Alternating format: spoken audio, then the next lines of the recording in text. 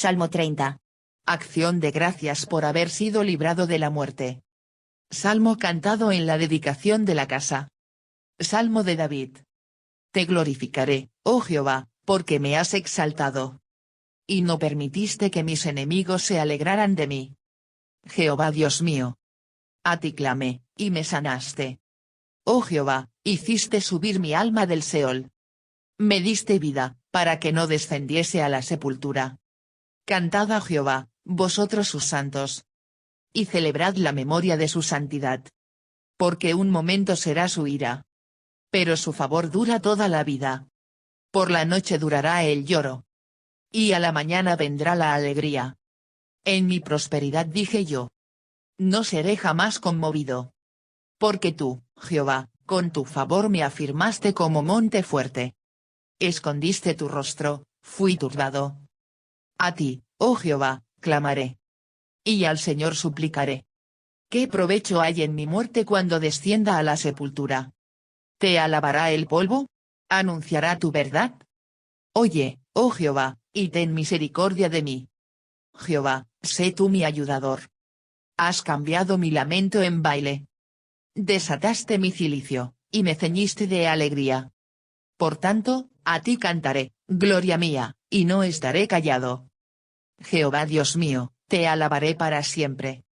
El verso 10 evoca lo que había convertido en un escándalo para los creyentes. Era posible que los muertos fueran para siempre al mundo subterráneo, que se llamaba Seol, y que Dios, siempre fiel, los hubiera olvidado. Salmo 30, recordando la grandeza de Dios en un gran evento.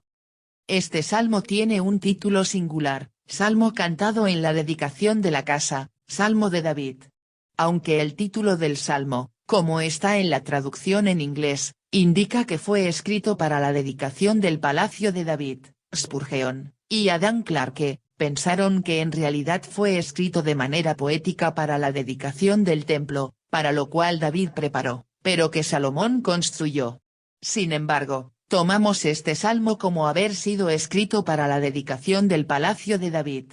Pero no dice nada sobre la casa en sí, sin embargo el enfoque está en Dios y la grandeza de su liberación. En la dedicación de la casa de David, David quería que Dios fuera alabado, no él mismo. Mateo Poole en Salmo, esta palabra hebrea, shir, no debe de ser tomada simplemente como un canto, sino como un canto de gozo, como lo es en Génesis 31 2.27, Éxodo 15 2.1, Salmo 33 2.3. A. David da gracias al Señor. 1. Gracias por la victoria sobre los enemigos. Te glorificaré, oh Jehová, porque me has exaltado. Y no permitiste que mis enemigos se alegraran de mí. A. Te glorificaré, oh Jehová, en la dedicación de su propia casa, David no se exaltó a sí mismo, más bien al Señor. Lo que pudo haber sido entendido como el logro de un hombre, fue la ocasión para alabar a Dios. Y 2 Samuel 5 2.11-12, y 1 Crónicas 14 2.12, describe la terminación del palacio del rey David. También Hiram rey de Tiro envió embajadores a David, y madera de cedro, y carpinteros, y canteros para los muros, los cuales edificaron la casa de David. Y entendió David que Jehová le había confirmado por rey sobre Israel, y que había engrandecido su reino por amor de su pueblo Israel. Y con esto vemos que el rey David sabía 3 cosas que hicieron su reino grande. Cada líder piadoso debería de conocer estas 3 cosas bien.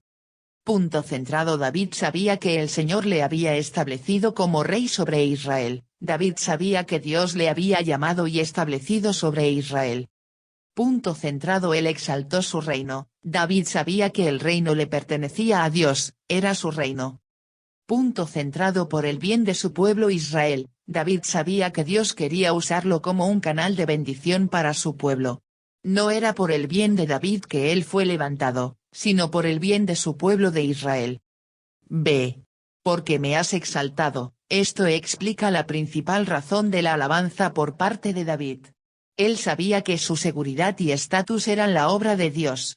No es como si Dios hiciera todo mientras que David esperaba pasivamente. Él era un hombre con energía y acción. Sin embargo fue más la obra de Dios que la de él. Y la frase verbal me has exaltado se usa de manera metafórica del verbo que significa sacar fuera del agua, vea Éxodo 2:16, 19.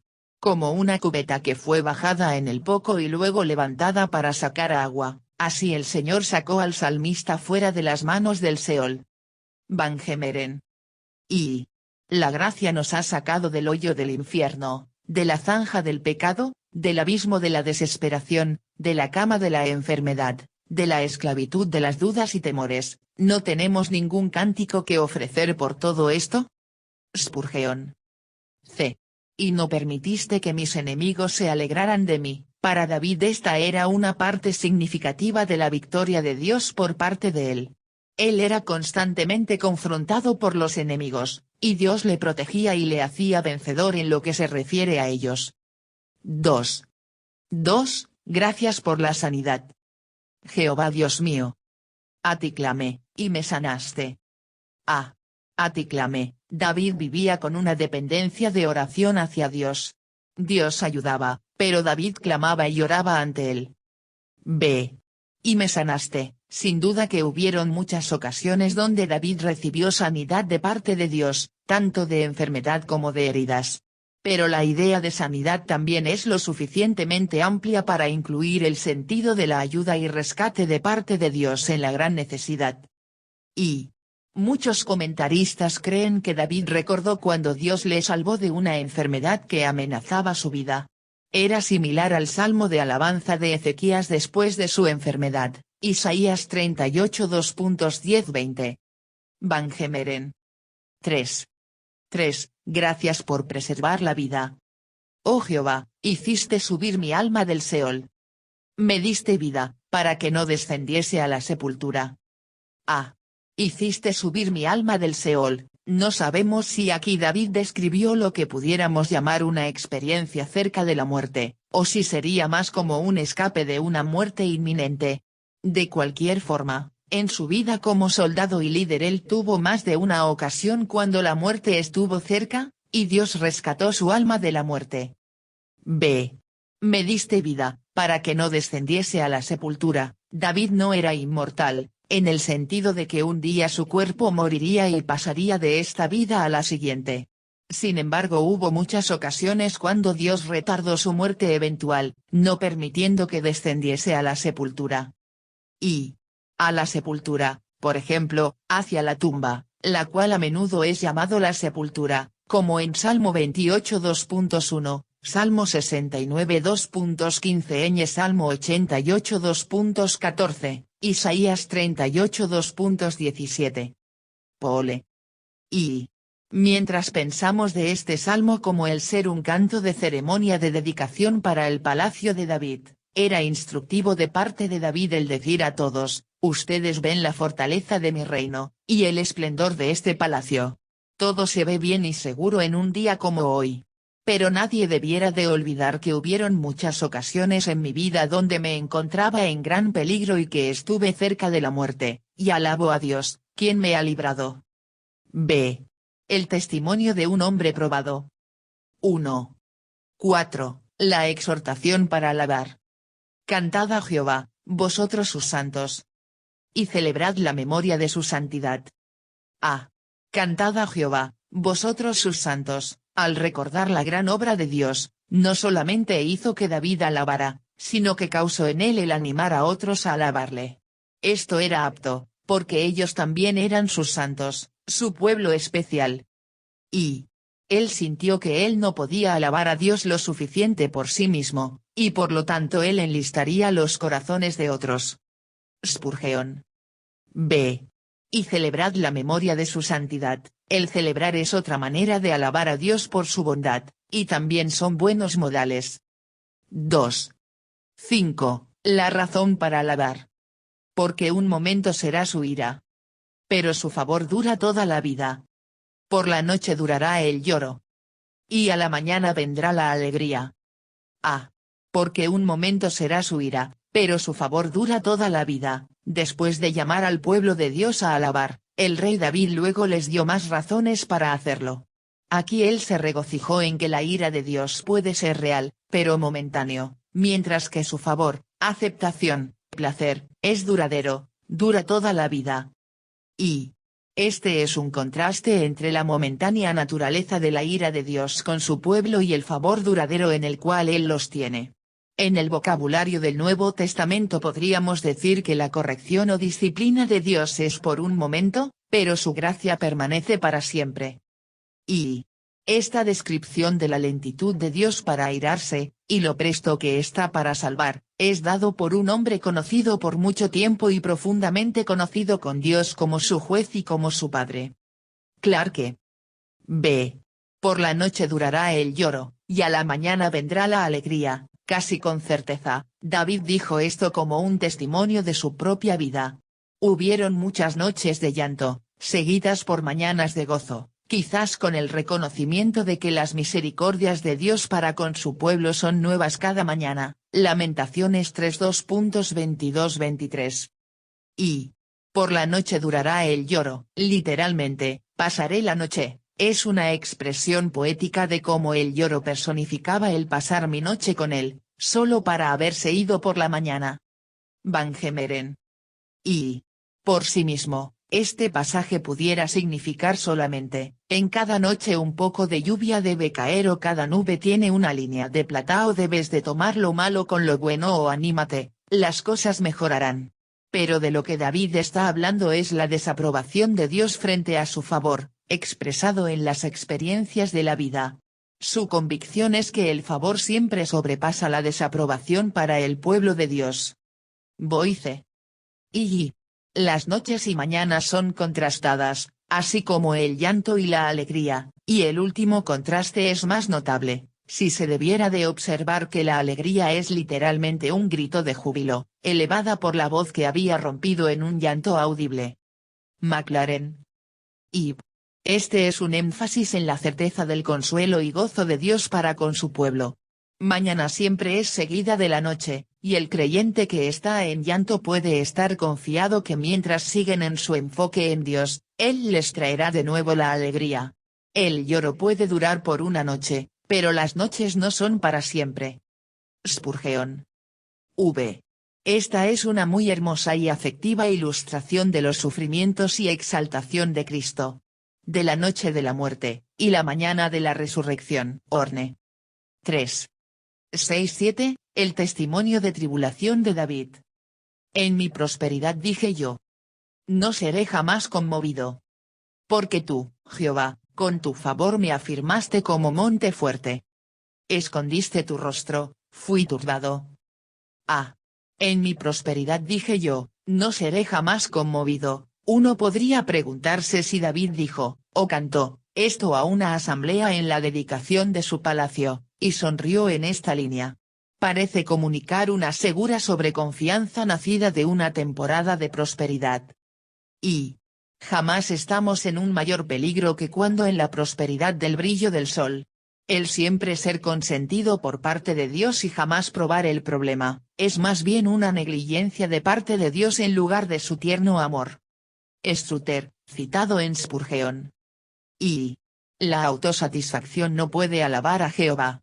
Por lo tanto, debe de ser corregida con disciplina. La nota final de alabanza muestra que a través de la aflicción y por la liberación la lección ha sido aprendida. Morgan. B. Porque tú, Jehová, con tu favor me afirmaste como monte fuerte. El rey David confesó que la fortaleza de su vida y reino no era debido a su prosperidad, sino por el favor de Dios.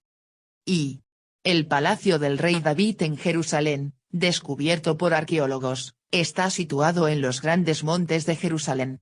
Casi podemos ver al rey David haciendo un gesto hacia esos montes y diciéndoles a todos que era el favor de Dios que lo afirmó como monte fuerte. C. Escondiste tu rostro, fui turbado. Sin el constante sustento de la obra de Dios, David estaba profundamente turbado. Esto no era para implicar que Dios jugó a las escondidas con David, escondiéndose constantemente y luego revelándose a sí mismo a él. La idea es que David estaba completamente dependiente sobre la presencia de Dios, el compañerismo con él, y su favor. Y La palabra hebrea Baal significa el estar grandemente tribulado, el estar amargamente aterrado, como puedes ver en 1 Samuel 28 2.21. Entonces la mujer vino a Saúl, y viéndolo turbado en gran manera. Aquí es la misma palabra hebrea Baal. Brooks, citado en Spurgeon. C. Una oración y su respuesta. 1. 8:10, la oración de un tiempo de tribulación. A ti, oh Jehová, clamaré. Y al Señor suplicaré. ¿Qué provecho hay en mi muerte cuando descienda a la sepultura? ¿Te alabará el polvo? ¿Anunciará tu verdad? Oye, oh Jehová, y ten misericordia de mí.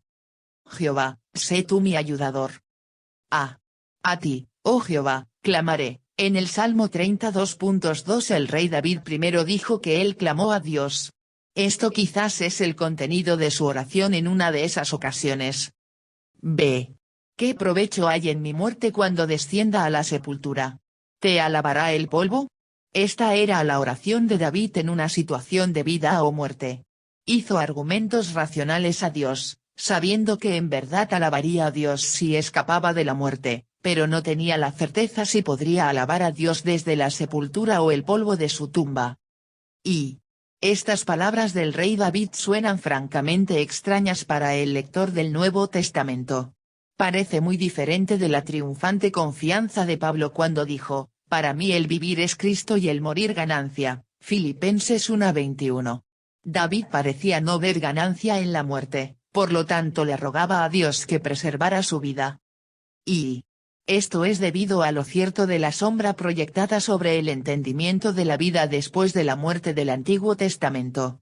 Hay ciertos momentos de fe triunfante, tales como cuando Job dijo, yo sé que mi Redentor vive, y al fin se levantará sobre el polvo, y después de deshecha esta mi piel, en mi carne he de ver a Dios, Job 19 2.25-26. Pero también hay momentos de incertidumbre, tales como aquí, en el Salmo 32.8-9. Y no fue sino hasta el Nuevo Testamento que Dios reveló con más claridad el destino de aquellos que confían en Dios de esta vida a la siguiente. 2 Timoteo 1:10, pero que ahora ha sido manifestada por la aparición de nuestro Salvador Jesucristo, el cual quitó la muerte y sacó a luz la vida y la inmortalidad por el Evangelio. Y por lo tanto David, lógicamente, y correctamente, de acuerdo a la revelación que tenía, solamente conocía con certeza que él alabaría a Dios en este lado de la muerte. Era una razón válida para traer delante de Dios en oración. Era un argumento con Dios, un apremio de razones, un ruego por su causa. No era una declaración de opiniones doctrinales, ni una narración por experiencia. Spurgeon. C. Oye, oh Jehová, y ten misericordia de mí, aun cuando David oró con una razón lógica, en un sentido aún mayor él simplemente descansó en la misericordia de Dios. Es como si él dijera, Señor, aquí están mis buenas razones para que tú contestes mi oración. Pero aún más allá de estas, simplemente pido por tu misericordia, y pido que tú seas mi ayudador. Y Jehová, sé tú mi ayudador. Otra oración compacta, expresiva y muy adecuada. Es apta para cientos de casos del pueblo del Señor, es bienvenida en el ministro cuando va a predicar, al que sufre sobre su dolor, al trabajador en el campo de servicio, al creyente sobre la tentación, al hombre de Dios bajo adversidad. Cuando Dios ayuda, las dificultades se desvanecen. Spurgeon. 2.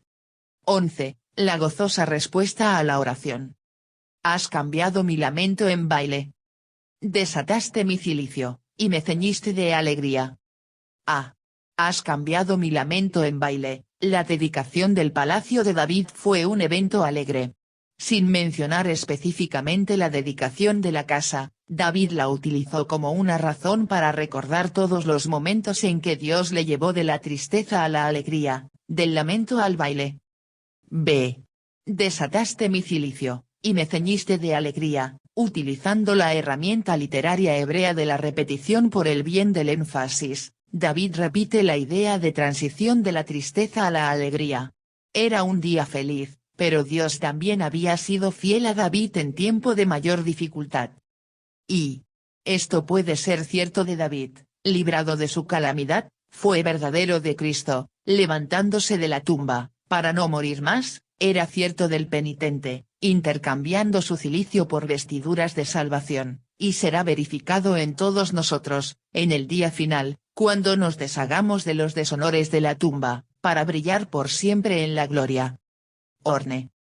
Y mi cilicio era una prenda suelta sobre mí, la cual podría ser desechada fácilmente cuando quisiera, pero mi alegría está ceñido alrededor de mí, y no puede dejarme aunque quisiera, al menos nadie podrá ser capaz de quitármelo. Baker, citado en Spurgeon. 3.